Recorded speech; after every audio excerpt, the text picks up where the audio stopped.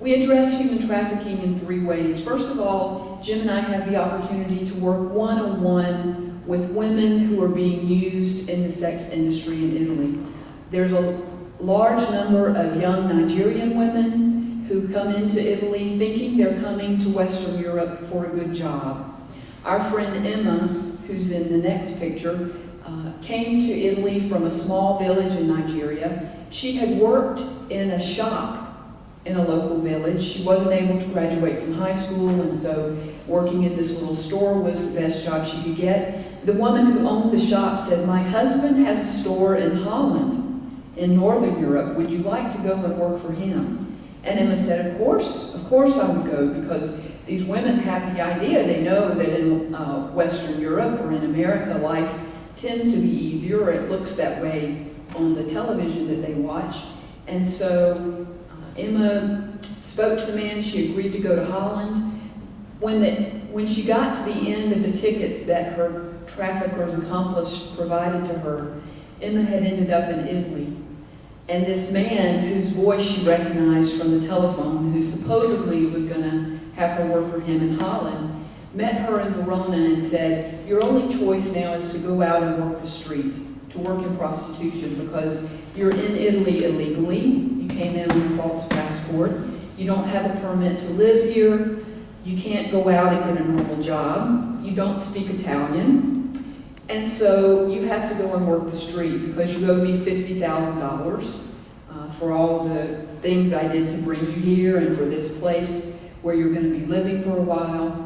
Emma said, "But I'm a Christian. I'm not going out to do that. That would be sinful." But the man, again, went over what other option did she have in Italy. And of course, he told her, if you go to the police, they will deport you. He never told her Italy has a wonderful system, the premier system in Western Europe, for helping victims of human trafficking like herself. If a woman like Emma goes to the police and cooperates with the police in prosecuting her trafficker, she can have a permit of residency in Italy, she can live in a safe shelter, she can get job training, she can have counseling. If she's a minor, around the age of 16 or younger when she's entering the program, she can go to school and get a high school diploma in Italy. Her trafficker didn't tell Emma all of this, and so Emma worked the streets.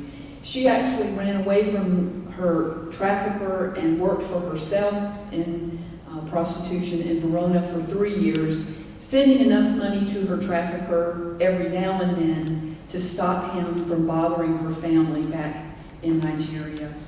We met Emma in the Verona International Baptist Church. You saw a picture of some of the people in that congregation earlier.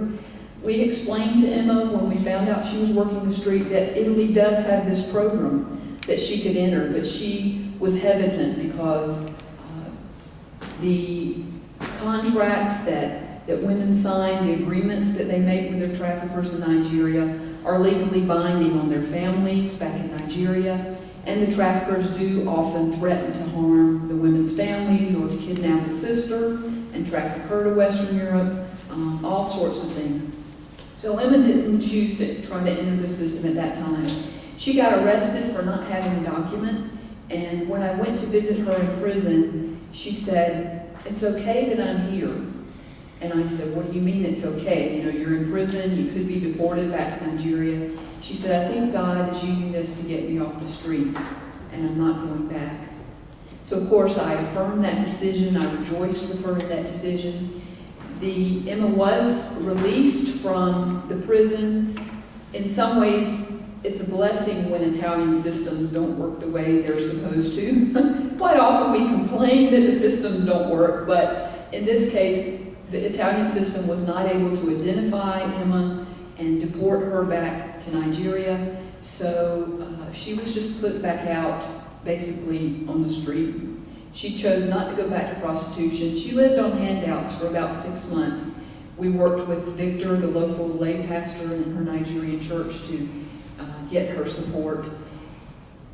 Then last August, Italy offered a system by which undocumented domestic workers could get a legal document. The cynical side of us says Italy offered a program for rich Italians to finally sign up the illegal workers they were submitted to slavery in their homes. But we chose to take advantage of that program, and we put out the news in the Italian Baptist Network. We have a young friend who has a history of being a victim of prostitution, and we would like for her, she's available to work for someone, if someone will help her get a document and take her in, give her work. A wonderful Italian Baptist family in Florence had a grandmother who needed in-home care, and Renzo and Susanna said, we're willing to do this. We don't like Italy's negative approach to immigrants. We don't like how hard they're making it for immigrants to be in Italy, and so as a sort of civil disobedience, we're going to say that Emma's been working for us since April, which was one of the requirements, and we're going to give her work here, working with our grandmother. Emma has lived with them since last August. In the beginning, they weren't able to provide her a stipend. Their income was low at that point, and we were able to give her a little stipend through the Break the Chains program of American Baptist Women Ministries, another ABC program. But at this point, the family is able to give Emma a stipend on their own. We need you to pray for Emma because her document has not yet been approved by the Italian government. She has a Nigerian passport, so she could get out of the country, but she doesn't have legal permission yet officially to live in Italy. That means even if she wants to send a portion of her income home to her parents, she can't go to the Western Union office and send the money because she doesn't have the residency permit according to Italian law. She has to give the money to someone who does have a residency permit, and they can send the money on home. Emma sings a solo in church sometimes in Verona when we're there, and the song says, I know that I can make it. I know that I can stand. No matter what may come my way, my life is in God's hands. And she's a real witness to faith, and we are so privileged to serve women like Emma on your behalf. The other two ways that we go about fighting trafficking, one of them, Jim, we can go to the next picture, is that we're doing networking and prevention and recovery. Most of the women who are trafficked into Italy to work in prostitution are actually Eastern European, Ukrainian, Moldovan. Those two would be in Italy now without permission to stay there. We also have a lot of Romanian women who now can come in because Romania is a part of the European Union, but they're not working in established jobs with contracts. Most of them are working in either a service called Badante, which is sort of a home health aid, getting paid under the table, or working in prostitution.